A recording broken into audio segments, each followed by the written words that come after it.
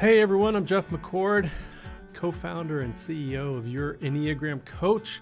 So delighted that you're here. I am joined today with our Director of Coaching, Adam Breckenridge. Mr. Breckenridge, great to be with you again. It's great to be with you, Mr. McCord. I've really enjoyed hanging out with you on the podcast, and we're going to be doing that for a few weeks moving forward. Being a man that's in kind of rural Arkansas and kind of isolated from people, doing your Arkansonian type things, what's it like to connect with the bigger world around you? Well, the bigger world should be so privileged to connect with a little piece of God's country over here in Central Arkansas. Your room there is kind of like a cabin. Like, are you kind of a nomad, isolated and? You know, it's funny. It's funny. Everybody that I meet with, when I meet with our coaches or I meet with, anybody, they're always like, are you like at a cabin or a retreat center, or what is this place? And I'm like, so we bought this house 2 years ago. It's clear that when this house was built, this room was intended to be some kind of like, I think a man cave, I think is what it was intended to be. And so I have 3 daughters, as you know, and none of them wanted this room. And so I said, this is going to be my office. And so I'm not in the attic. A great office. It's been a great office. Just to be clear, it's technically, it counts as a bedroom. There's a closet, there's a window, the walls are insulated. Yeah. Sometimes people are like, is this like the attic? And I'm like, no, dude, it's not. I'm not stuck in the attic. Nobody puts baby in the attic.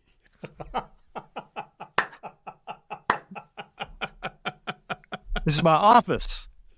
Man. I just can't imagine.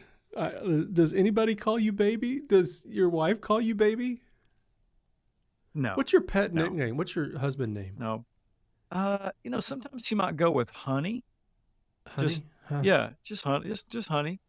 I'm trying to think. I don't think Beth has a nickname for me. I mean, people probably have heard me call Beth Bethy. That's her nickname, or Sweetie. I'm not sure if Beth actually has a nickname for me, but you can't put baby in the attic. Nobody puts baby in the attic. And I just hope Is that a line from a movie? Oh, you bet it is. In fact, if you're listening to this episode, I'd love for you to go to the comment section right now and tell us what movie reference that is. Tell us what, because I'm not gonna say. I'm gonna let our audience tell you what movie reference that is. Okay, so I think if you're just now joining us, for the past 3 episodes, we've been talking about the subtypes, but Beth is actually our fearless leader, Enneagram expert, the Yoda that made it all. She is on sabbatical after just an amazing run. She's going to take a little bit of a break. And so Adam and I'm not sure, the phrase, when the cat's away, the mice are at play. I got to admit, the comments that could potentially happen on our episodes and YouTube channel might take a radically different trajectory now that we're leading and talking on the podcast. Yeah, just a different vibe. Just a different vibe.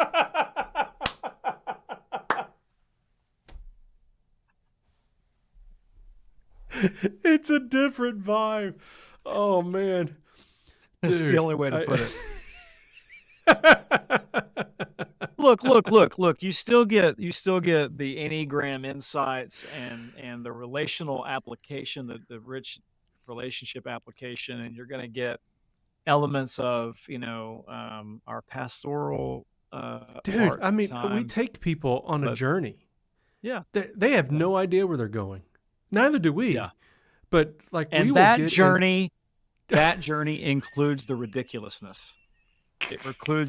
It includes the ridiculous and the sublime and the serious. But it definitely includes the. I'm thankful for our listeners that they get to experience us. Yeah, I am too.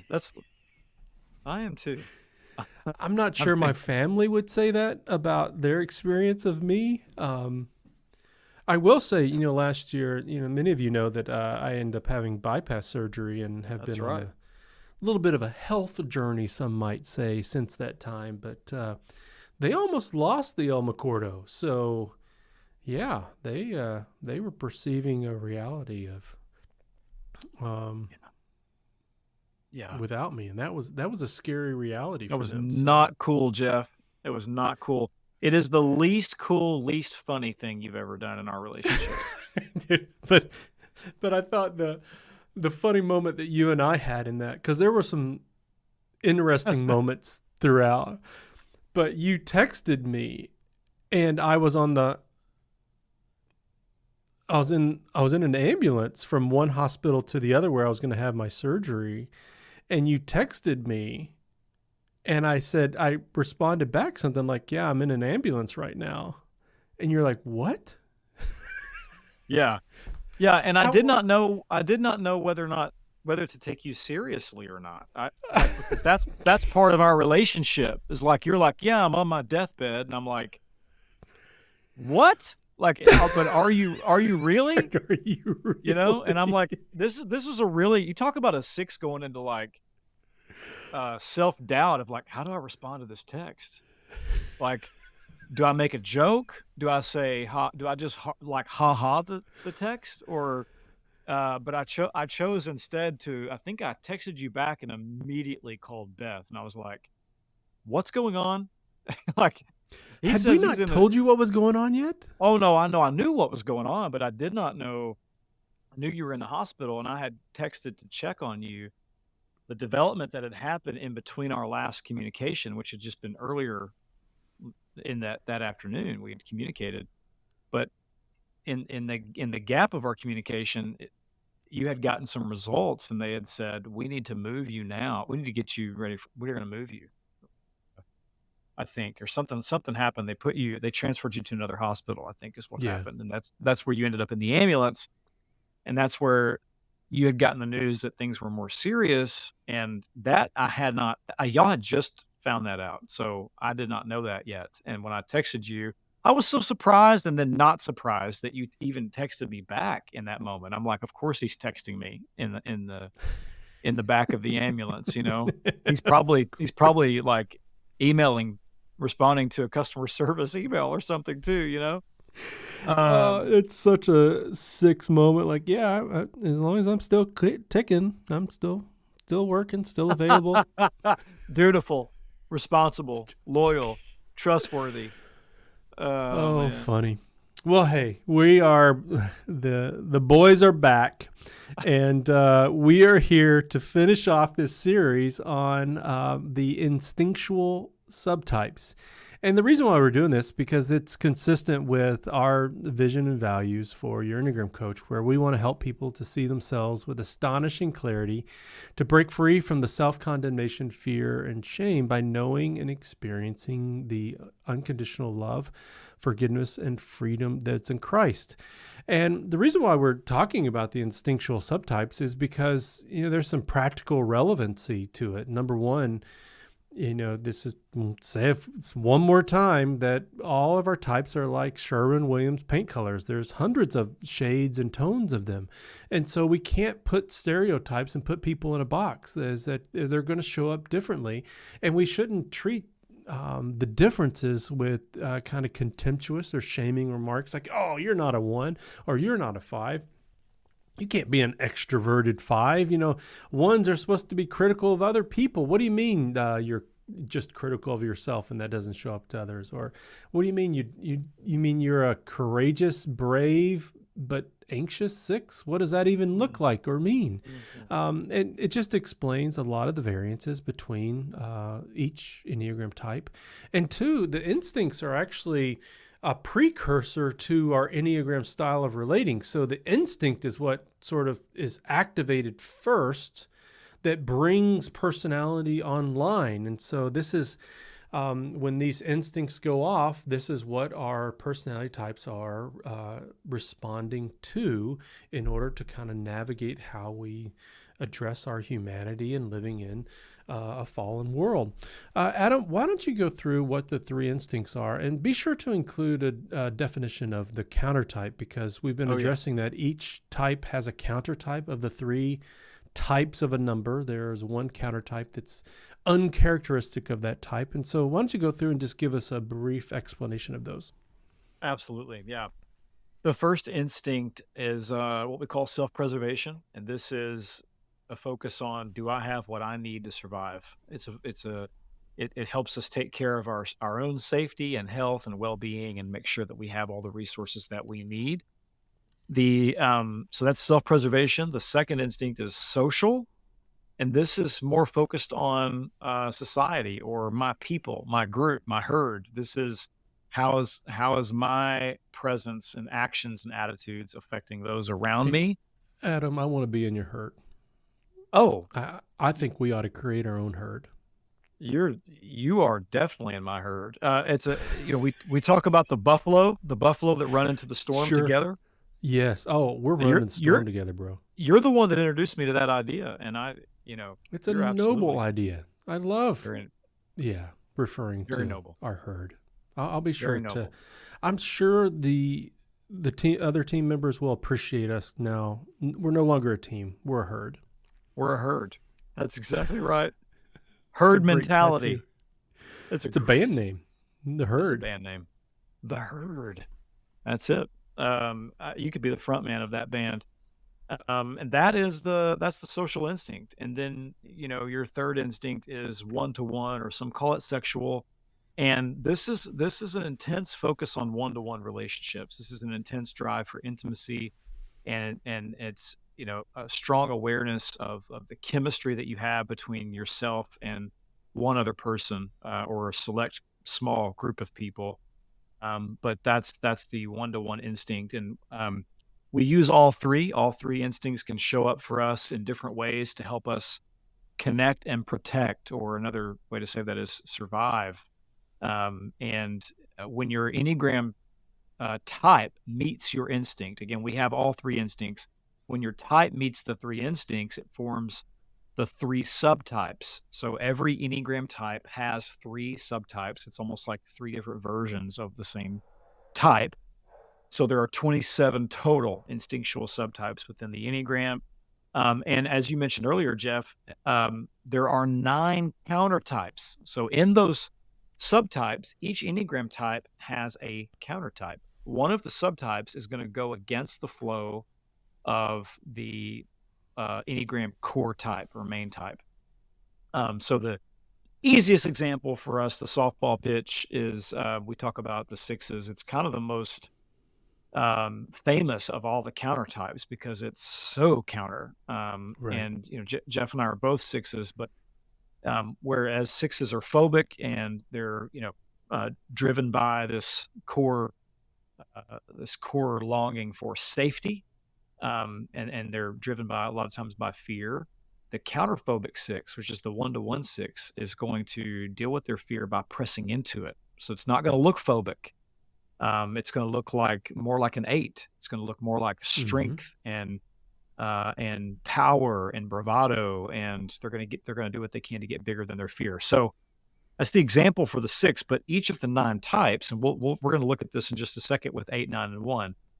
Each of the 9 types has a counter type that sort of pushes against the flow in the energy of the main type. So, Adam, the one thing that's come up, because we were addressing this through the lens, or framing it in the context of the triads, and so we've dealt with the heart triad, 2, 3s, and 4s, and the thinking triad, 5, 6, and 7s. Now we're dealing with the gut triad, which they deal with the issue of justice and the emotion of anger. And we're going to talk through how these instincts and how they address the experience of injustice and anger, but it's also through this lens, or you can kind of think of a prism of the subtypes and the instincts, is that there's dealing with injustice and anger, but self-pres, social, and one-to-one. So Hmm. there is an element to where we're still responding to these multiple layers, but we're just kind of trying to fixate on defining the subtypes, and then we'll have some different applications as it relates to what it means to be in that triad, and maybe how they experience their anger, how they're trying to avoid that anger, and how their subtype is actually nuances that experience. So, Adam, why don't you dive in and let's just dive into type 8s. Let's do it. Self-preservation eights. These are sometimes called the survivalists. They are focused on controlling their environment and ensuring their physical safety. Very independent, strong, practical, tough-minded. Again, they're using their power to protect themselves and make sure they have what they need and make sure they're not going to be hurt or betrayed or go without. This is their self-preservation instinct. They're going to want to use their power and resources to maintain their dominance in every situation and to uphold their independence. They can sometimes mistype at the 5 because they can have pretty tall, thick walls that they set with people and some strong boundaries. They tend to get what they want. They're very persuasive. They are known for knowing how to bargain and barter to get what they want. Their strengths are they're incredibly resourceful, very self-reliant, strong-willed. Those are all strengths that they possess. Challenges is they can be overly aggressive. They can be too distrustful, too closed off, and they can be too confrontational. So that's the self-preservation 8s. I mean, you can see how intense the response is to this feeling of, or not feeling injustice, of not facing betrayal. That's right. Again. Yeah. Is react as a very protective style of relating in the world, and we call that a self-preservation style of relating, and that's how it shows up for the type 8. Well, tell us about the social 8.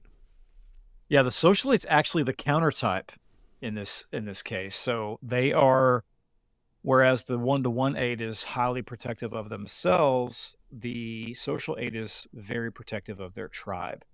And as a way of protecting themselves, they will seek to support and protect their people.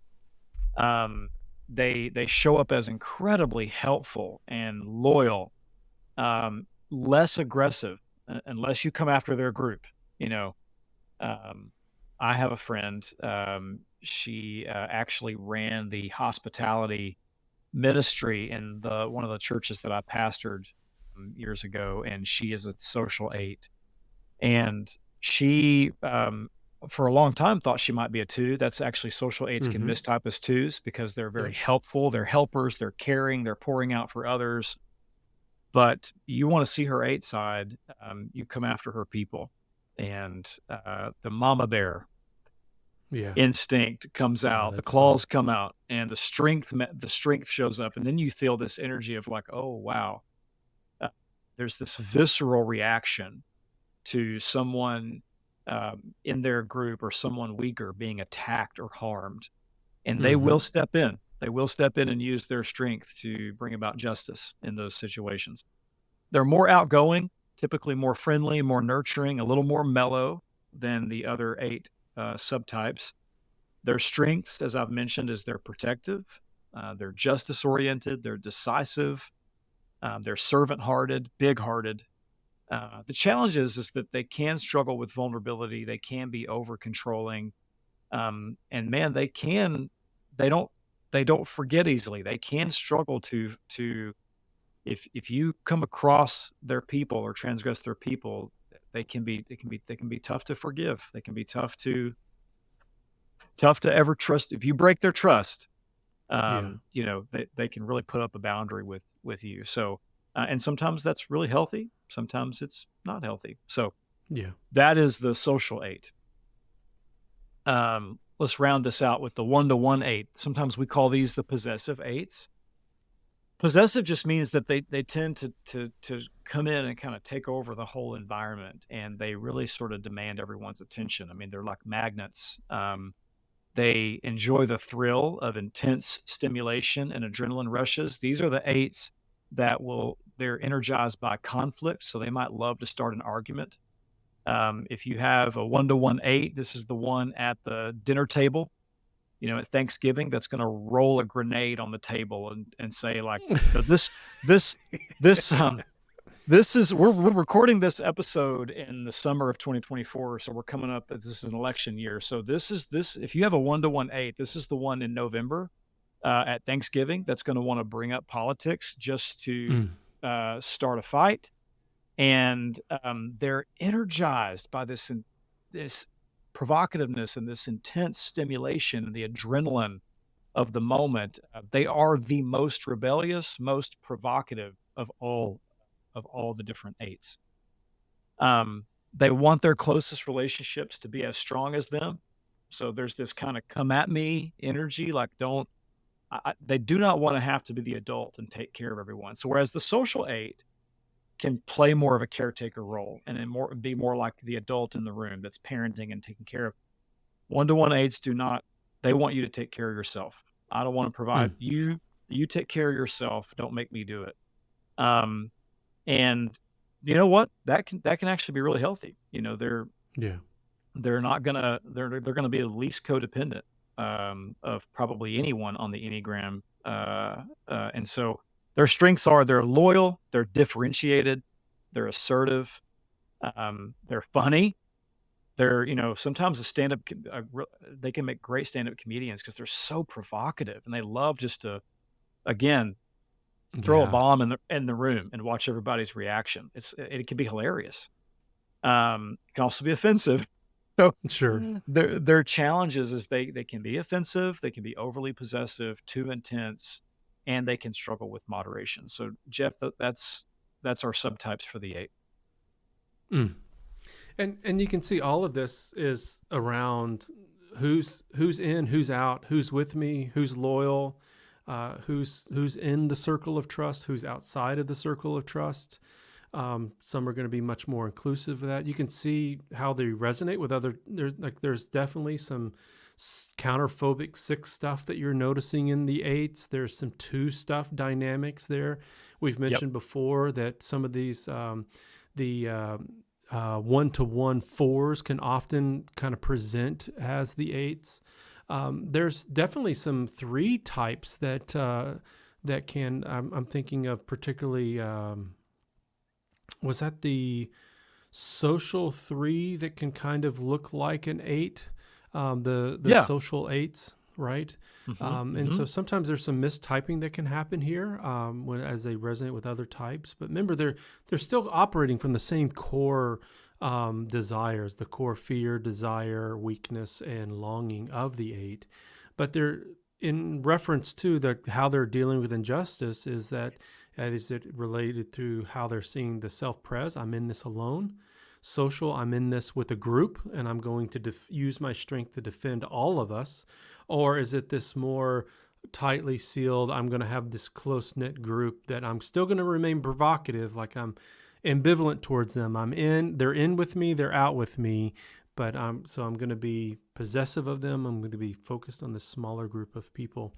Well, why don't we dive into the type 9, which, man, I feel like I've got a lot of 9s around me, but there are a lot of 9s in the world, it seems like. I don't know what the demographic numbers are. I hear rumors of different things, but it does seem to be a lot of 9s in the world.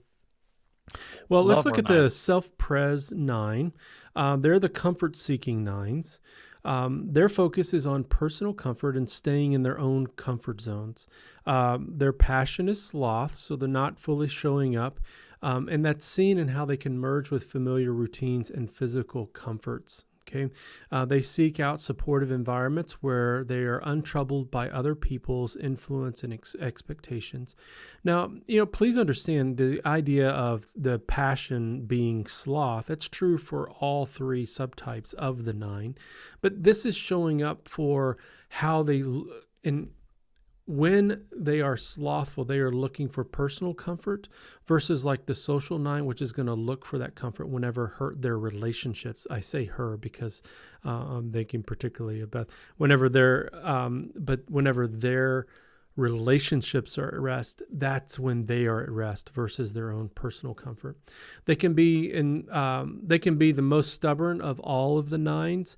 They're simply just unwilling to move. They're resistant to change if it requires them to adjust their pace and routines. As a matter of fact, as I'm thinking about this, I think my dad's probably a self-pres 9.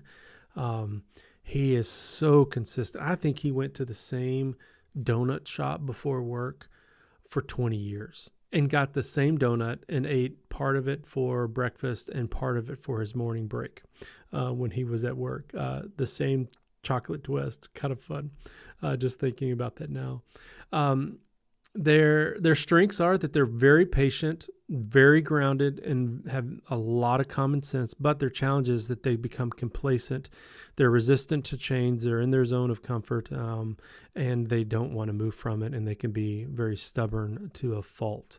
And, I think that as I think about my dad, my mom died in 2000, and he's not remarried. And one of the things I can remember him saying is that he's kind of stuck in his ways and didn't want those ways to be changed. That would be a very self-pres 9 way of approaching it. Well, let's talk about the social 9s. The social 9s are participatory. They're much more engaged. They're the counter type, actually, of the subtypes of the 9s. And they're going to be more outgoing, active, and involved in a group or community. And instead of merging with routines or merging with individuals, which will be the one-to-one, the social 9s merge with the group so that they can feel like they belong and that their voice matters within a particular community. They can mistype as a type 3 or a type 7 because of their optimism and task orientation. So they're very busy. They are very warm, very compassionate, empathetic, and affectionate. But their challenge is they can become overly conformist, neglecting their own personal needs for the needs of the group, and avoid taking a stand because they just want to go along to get along, is what Beth would say. And then the last one is fusion. That's the 1-to-1 9s. They still adopt the strategy of merging, but it's usually merging with a person or a select few people. They take on the attitudes, ideas, and feelings of others since it feels too difficult to stand on their own. It's very interesting when Beth and I talk about my role as a pastor and some of the gender roles that came along with being an evangelical Christianity. We were both responding to the same norms and expectations, but we did so radically different. I never felt like I could measure up to this sort of the patriarchal head of household Christian husband. I never felt confident in that role, nor did I ever, because I'm a 6, I never perceived my role as that I was the head and that she was to follow. I always wanted to do it with her because of my lack of confidence in that role. But she was always deferring to me. It suited her to have those expectations. So in her mind, she was always deferring to me because I was the head of the home. But she's also a 1-to-1 9. And so she would defer to a husband anyway, or to a spouse, because she was a 1-to-1 9.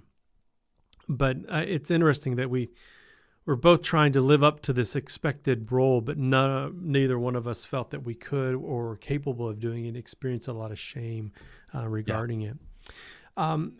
Whenever they don't feel in line with these small group of people and relationships, they have some internal anxiety because they tend to lose themselves and their identity in the process of trying to accommodate to these people. And so they're always anxious about, are these other people happy with them? If the other people aren't happy, they often associate that it's their fault that they're not happy. Sure. They blame themselves, internalize it, versus seeing that, no, they're just, this other person's having their own experience. This causes them an internal battle between their desire to be themselves, but also the desire to merge. 9s can be very autonomous. They want to be their own person. They want to be undisturbed by other things around them. So they want autonomy, but they have this strong inclination to merge with other people. And so they can resemble a type 4 or a type 6 looking and reading at other people. They're kind, shy, gentle, and take in the world with awe and wonder like a child. But their challenges, they can be self-forgetting, abandoning themselves to the comfort of others. They can be too dependent on others for their identity and struggle to emerge and assert themselves. Adam, do you want to add anything? I mean, you've been married to a 9 for a number of years now. Any thoughts? What's Carrie's subtype? Subtype. Carrie will tell you, and I agree with her, that her subtype is self-preservation. Okay. Yeah, she. What is it you said there at the end? Can be strong-willed. Can be. You said something like stubborn to a fault was, I think, a phrase that you used. Sure. I mean, no, she's incredible, and she's a better human being than I am. But she definitely notices she has to fight really hard not to fall asleep to herself and forget herself. She's pretty attuned to her people, her tribe. She is very attuned to me. I think I see the one-to-one show up in our relationship a lot, a lot. But her sort of default is ensuring that she doesn't fail to show up to herself and for herself, and that she gets outside of her comfort zone and her routines. And man, God's always been, throughout our 20 years of marriage, he keeps putting her in situations and positions where she would never put herself outside of her comfort zone. And she really thrives in those. I just to honor her, she really does thrive when she's in those contexts. But if she allowed herself, she would forget her own voice. And it just seems that the Lord won't let her do that. Oh, he keeps pushing her in that way, right? Yeah. Oh yeah. And so I definitely see the self-preservation, but I see all three in her. Yeah. Yeah. Well, shall we? When I think about, particularly in Carrie's story, her parents had her when she was very young, or they were very young.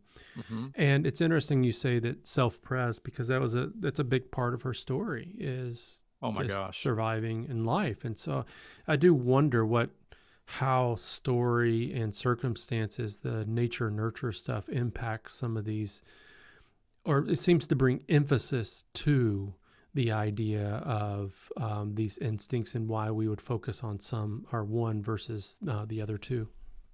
Yeah, absolutely. Yeah. Well, the brain doesn't forget.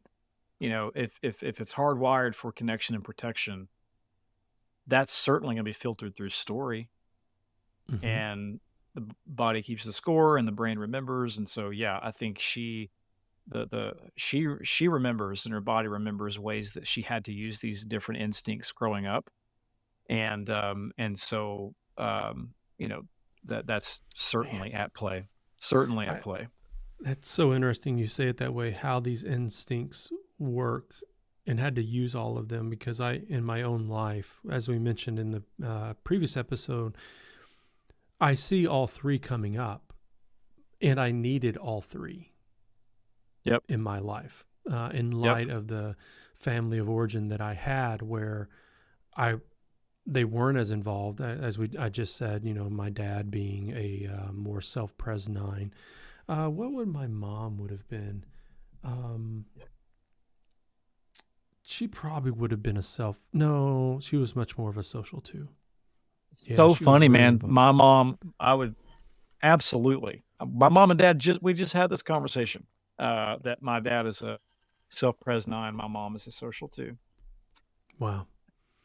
So for our listeners, Jeff and I share a ton of these overlap of these things that are the same. So we're both married to 9s. Our wedding anniversary is the same day.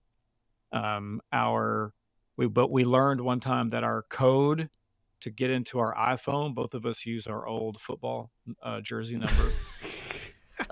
Thanks for telling people how to get into my phone, because they can easily look mine up.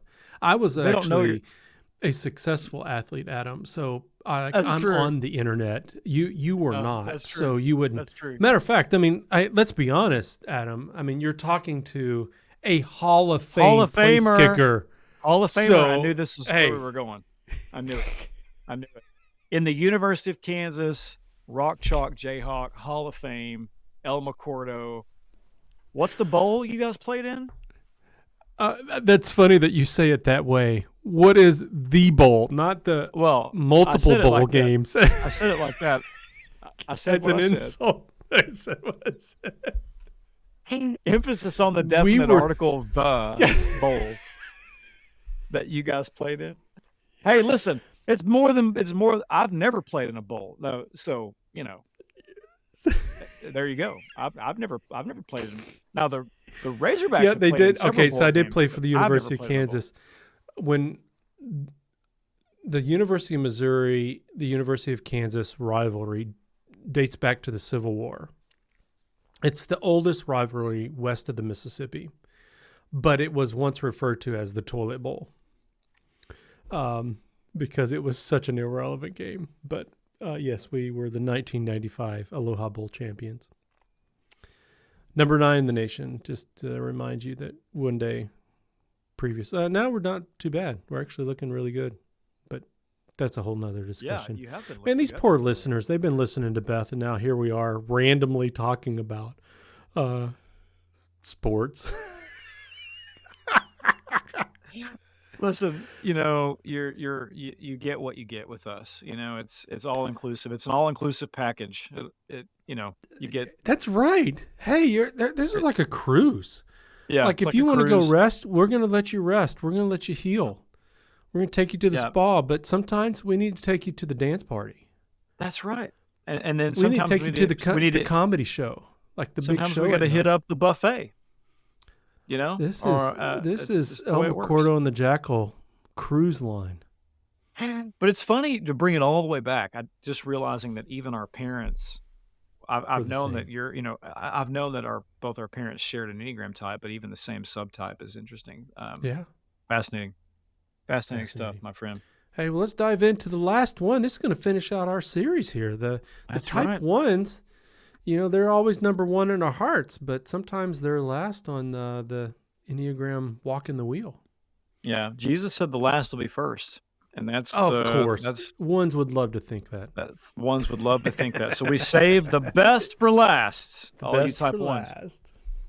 Self-preservation ones. These are the most perfectionistic of all the type 1 subtypes. But they're really focused on perfecting themselves more than they're perfecting others. So it's not that you're not gonna experience them typically as being more judgmental, the more judgmental type or self-righteous type, where they're kind of judging you or trying to perfect you. Their inner critic is aimed more so at themselves, and they want to refine themselves in all areas of life: nutrition, fitness, finances, you name it, image. I mean, they want to constantly grow and get better in all these areas, and they tend to repress their resentment, and instead they use their energy to really refine themselves. Like I said, perfect themselves.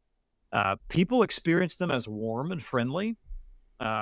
They don't allow others to see the degree to which their inner critic is driving and berating them. They feel that it's a sin to be angry, so it's wrong. That's the thing, is type ones are afraid of being wrong or doing bad or being bad, and so they don't want you to know that they're angry. They repress their anger, and you experience a lot of warmth from them. Their strengths are that they're organized, structured, punctual. They have a particular gift for bringing order to chaos. So they're great for that. Challenges: can be overly critical of themselves, can be rigid, can struggle to relax. There can be almost a type 6, self-preservation 6 anxious energy to a type 1. So if you're on vacation with them, you're going to have to help them, first of all, take a vacation. And then when they take a vacation, take the vacation. The stereotype is, if you have a self-preservation 1 on vacation, they're the ones who are going to over-program the vacation. Everything is mapped out. We got to do this, then we're going to do that, then we're going to go from here to do this, and we're going to do that. And, meanwhile, your 7s and your 8s and anybody else who's on the vacation are like, wait a minute, let's relax. Yeah. Let's have some fun. And so you might have to help your self-preservation one friends to, you know, like loosen up the tie a little bit, or pour that second drink, you know, like have have some fun, relax. Um, all right, social ones. Sometimes we call these the teachers. This subtype sees themselves as a role model. They pride themselves in finding the right way to do something and having the perfect stance on all issues and all problems. They like demonstrating their correct views and their correct ways to others. They can come across as rigid, not allow much room for other perspectives or other interpretations. It can be sort of a my way or the highway sometimes with a social one. But again, they're just they're trying to reform the group. So whereas a self-preservation one is focused on reforming themselves, the social ones trying to do good by the group. That it's sometimes it's they're not trying to come across judgmental. They think they're honestly doing what's best for the group, and so they have these ideas, these ideals, these perspectives, these right ways, and they're going to try to enforce those standards onto the group. Now that can come across as judgmental. There's a high moral standard, and it can be really hard for social ones to not measure every other opinion or every other point of view against those high standards. Their high moral compass is a strength. I mean, the strengths of the Yes. social ones is the high moral compass. They're great teachers, strong capacity for leadership, lots of dedication.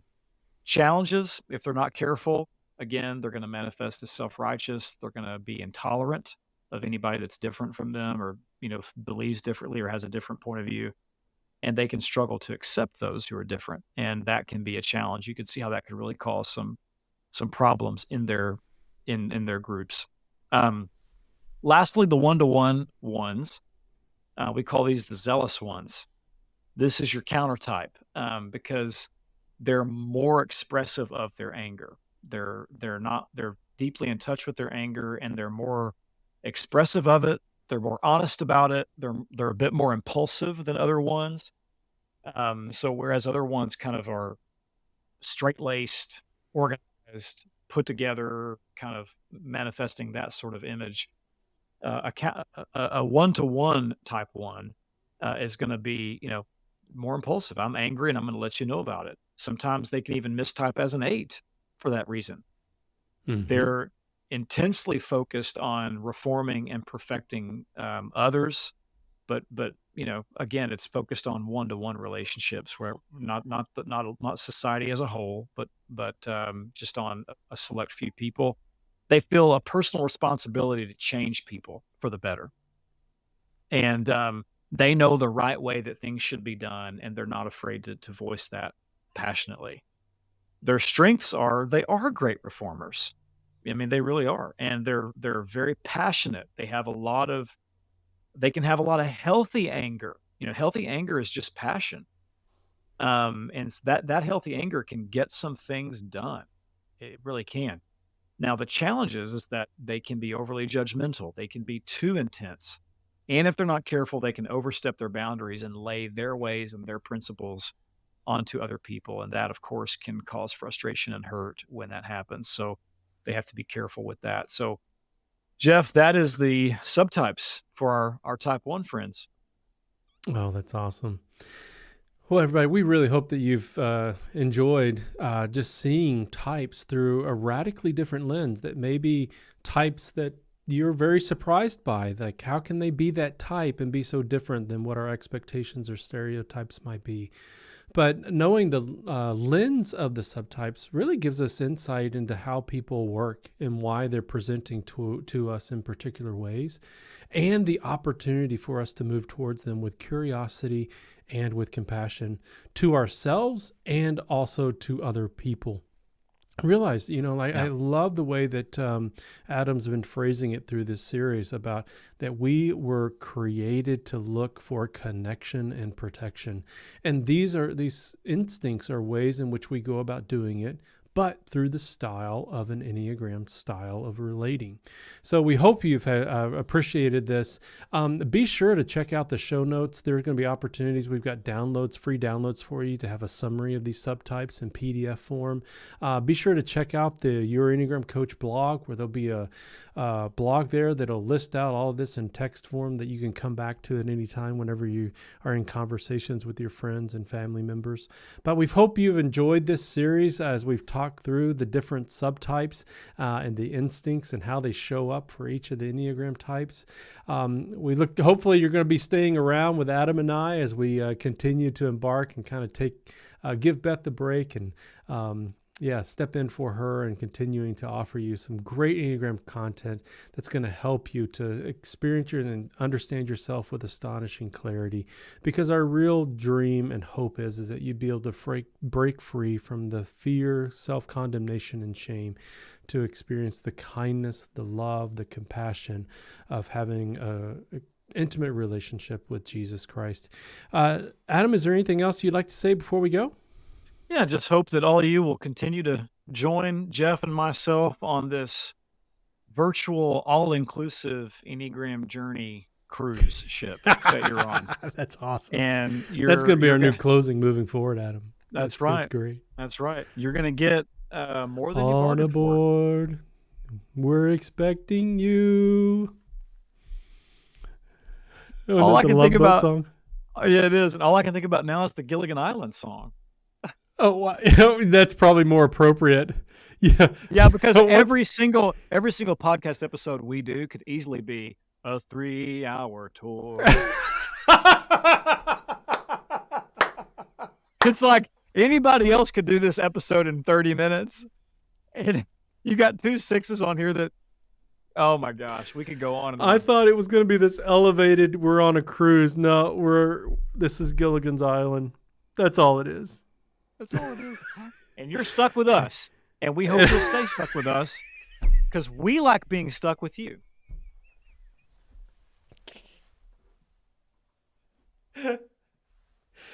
Well, be sure to get your ticket to ride, to smash that subscribe button, and be sure to check in with us next time. Oh my gosh. We really love hanging out with you guys. And Jeff, I love doing this with you. And we'll be excited to have Beth back. And we're also very excited to give her a much needed sabbatical. And so, friends, remember, as we say each week in each episode, the Enneagram only reveals your need for Jesus, not your need to work harder. It's the gospel that transforms us. Thanks for joining us, and we'll see you in the next episode.